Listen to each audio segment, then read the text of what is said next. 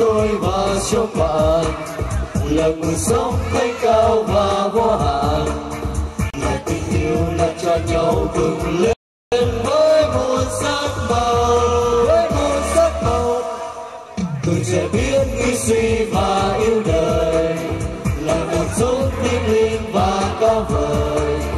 biết gắn bó cho tình yêu, biết hy sinh cho cuộc sống vì quê hương đất nước mãi luôn đẹp giàu.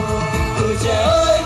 ơi là câu hát biết bao con người cùng vươn tới và chia sẻ từng gian khó hiếm khi trong đời, lòng mong muốn vì đất nước cùng đi tới giấc mơ sớm trẻ, rồi năm tháng dần trôi mau một tình yêu mãi không phai nhòa.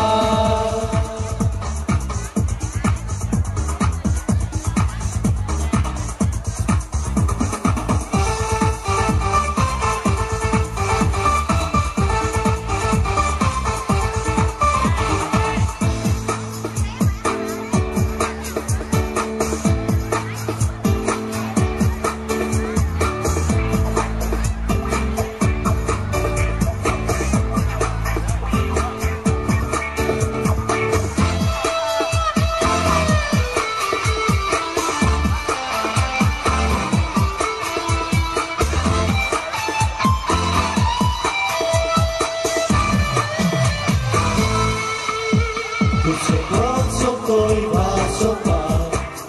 là nguồn sống thanh cao và vô hạn,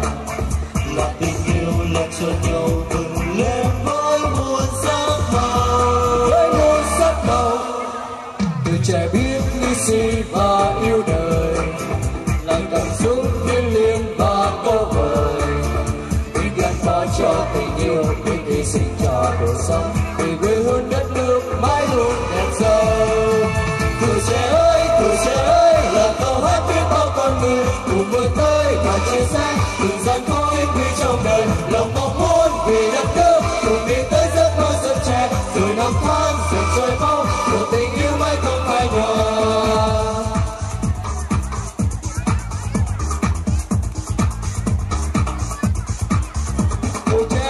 Tuổi trẻ ơi là câu hát biết bao con người cùng vươn tới và chia sẻ từng gian khó hiếm khi trong đời, lòng mong muốn vì đất nước cùng đi tới giấc mơ sớm trẻ, rồi năm tháng dần trôi mau một tình yêu mãi không phai nhòa, rồi năm tháng dần trôi mau một tình yêu mãi không phai nhòa.